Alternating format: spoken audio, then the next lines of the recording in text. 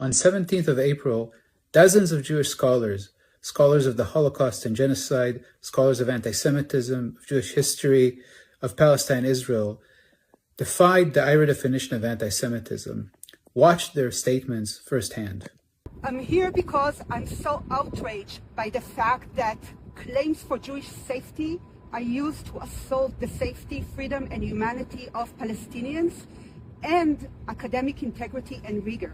The IHRA definition essentially says it's anti-Semitic to criticize Israel, that it's anti-Semitic to call for Palestinian rights, which of course is not true. This definition gives 11 examples of supposed anti-Semitism, but 7 of these examples are actually criticism of Israeli policies. So they're not examples of actual anti-Semitism. So the IHRA definition really is a misdefinition of anti-Semitism, and it's intended to silence activism for Palestinian rights. The article goes on to maintain that the IHRA definition of anti-Semitism and the related legal measures adopted in several countries have been deployed mostly against left-wing and human rights groups, those supporting Palestinian rights and the boycott, divestment, and sanctions movement, sidelining the very real threat to Jews coming from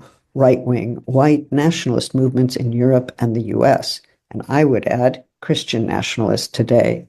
IHRA is anti-intellectual because it renders any evidence that points to the Israeli regime as Jewish supremacist and racist as anti-Semitic. This anti-intellectualism makes it impossible to teach and research about Palestine-Israel. This flawed definition tells us, for instance, that if we describe the killing of nearly 17,500 Palestinian children in Israel's genocide in Gaza so far, 17,500 children, we are spreading an anti-Semitic blood libel, rather than talking about a thoroughly documented truth. The IHRA definition argues that denying the Jewish people the right of self-determination by claiming that the existence of the State of Israel is a racist endeavor. However, UN Resolution 3379 determines that Zionism is a form of racism and racial discrimination, signed November 10, 1975. According to IHRA, any reference to Israel as racist and racializing is considered anti-Semitic. Yet this definition has been adopted by over 1,000 governments, corporations, and organizations worldwide. Again, what's really important here is that focusing on the IHRA definition, it distracts people from actual anti-Semitism by white Christian nationalists. It renders any criticism of Israeli policies as a form of anti-Semitism, making a mockery out of the actual real threat of anti-Semitism, which is only enhanced by conflating Israel with Jews. We must oppose anti-Semitism, absolutely.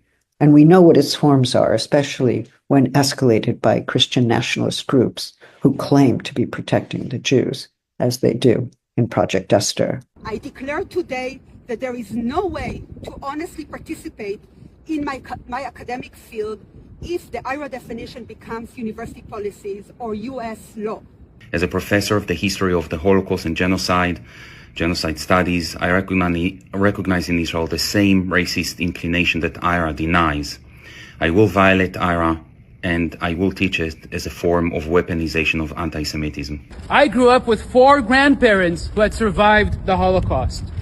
I reject this shameful definition, this tool of state violence, this horrific distortion of Holocaust memory.